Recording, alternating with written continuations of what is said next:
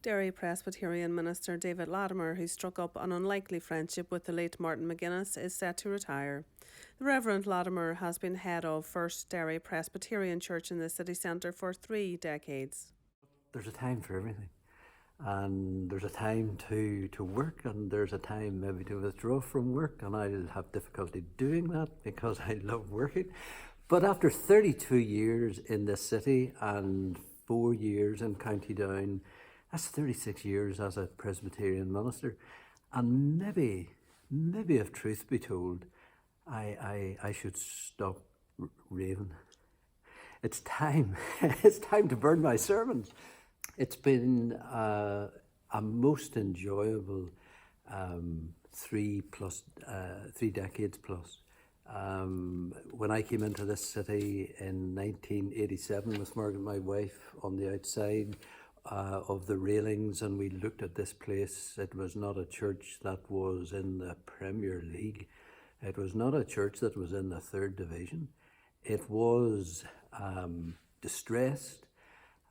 It was very unattractive, wrapped in a blanket of security. Sitting in this church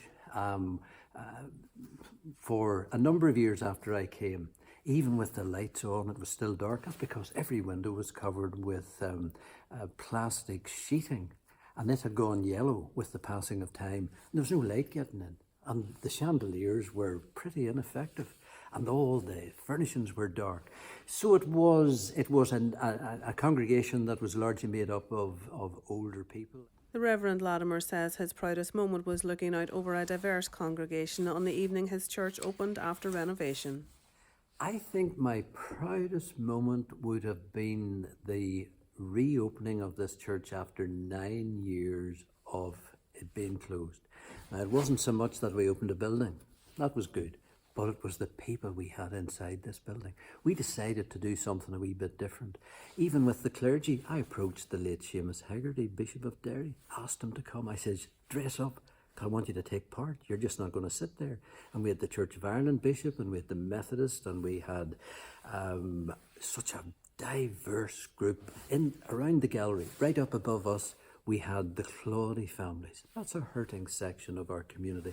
Opposite them, the Bloody Sunday families. And people said to me after, they quoted to me the names of people they saw in church, and they said, David, we never thought we would see people like that in church. It was a moment that we threw the doors open to everybody, and people responded. They came in, and we sat together in the same sacred space.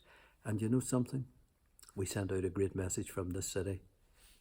It's possible to do things different. After a paint bomb attack on his newly renovated church, he called on community leaders to help. From that call, an unlikely and controversial friendship developed with Martin McGuinness to cause a rift in his congregation that resulted in some families leaving the church.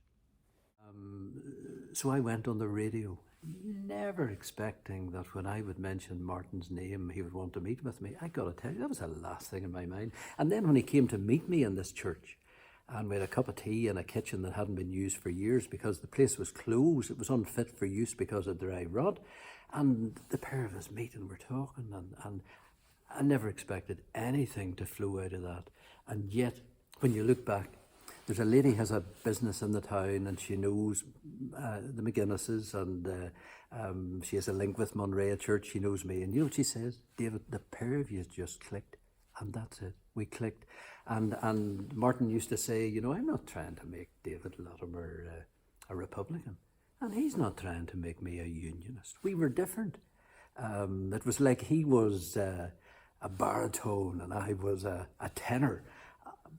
Different, but hey, we found harmony on the journey, and that harmony just allowed us, to the surprise of many and the displeasure of some, but we did not give up on the journey moving forward. And you know, I had him in this church on a number of occasions. He was here for the official opening and rededication of the building in 2012. He came back a year later for my 25th anniversary of being here, and I got him to speak on both those occasions.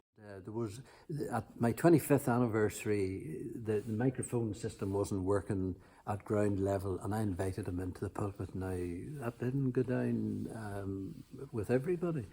But he was in the pulpit, and people couldn't do much about it. And I was sitting up there with him, and he addressed the congregation.